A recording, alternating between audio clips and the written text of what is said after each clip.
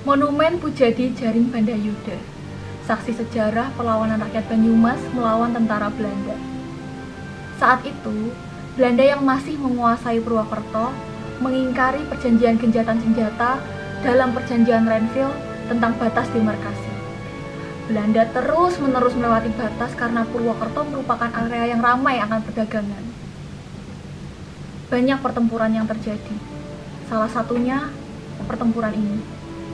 Di hari Senin Wage, setelah terjadi pertempuran di desa Panimbangan, pasukan Indonesia bergerak ke desa Gunung Lurah untuk menempatkan diri. Siang harinya, pasukan Belanda juga ikut ke desa Gunung Lurah untuk melakukan patroli. Memang beberapa hari sekali, pasukan Belanda melakukan patroli ke berbagai wilayah. Ketika itu, seorang petani yang tengah berada di sawah melihat pasukan Belanda datang. Petani itu terkejut, kemudian lari untuk memberikan informasi itu kepada tentara Indonesia.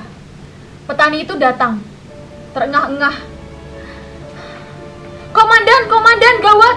Belanda datang, landainya teka! Ucap petani itu panik. Jangan takut, hadapi!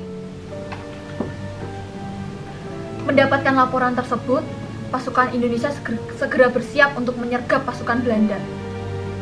Belanda terus masuk ke desa Gunung Lurah tanpa mengetahui apa yang ada di hadapannya.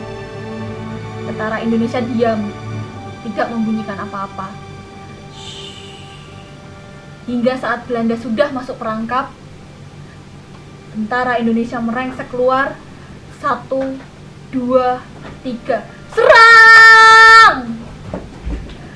Belanda terkejut karena serangan mendadak dari Indonesia.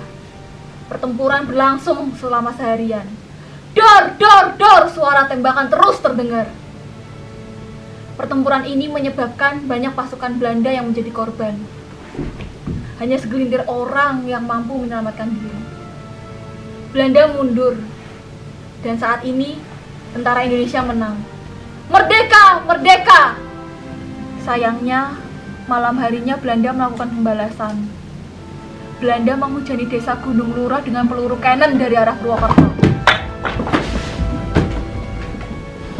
Kejadian ini menyebabkan beberapa rumah hancur, orang terluka, bahkan seorang nenek terkena peluru cannon di pundaknya. Aduh! Belanda bisa terus menyerang, tetapi Purwokerto akan terus berjuang. Untuk mengenang peristiwa ini, dibangun sebuah tugu peringatan, Monumen Pujadi Jaring Bandayuda, saksi sejarah perlawanan rakyat Banyumas melawan tentara Belanda. Jiwa dan semangat yang berkorban, jiwa semangat satria yang luhur, jiwa semangat patriotik dan heroik yang dimiliki rakyat Banyumas telah dimiliki dari dulu. Jauh sebelum teks proklamasi dikumandangkan. Banyumas, kota satria. Inilah Monumen Pujadi Jaring Bandayuda, saksi sejarah perlawanan rakyat Banyumas melawan tentara Belanda. Dirgahayu Republik Indonesia yang ke-77. Merdeka!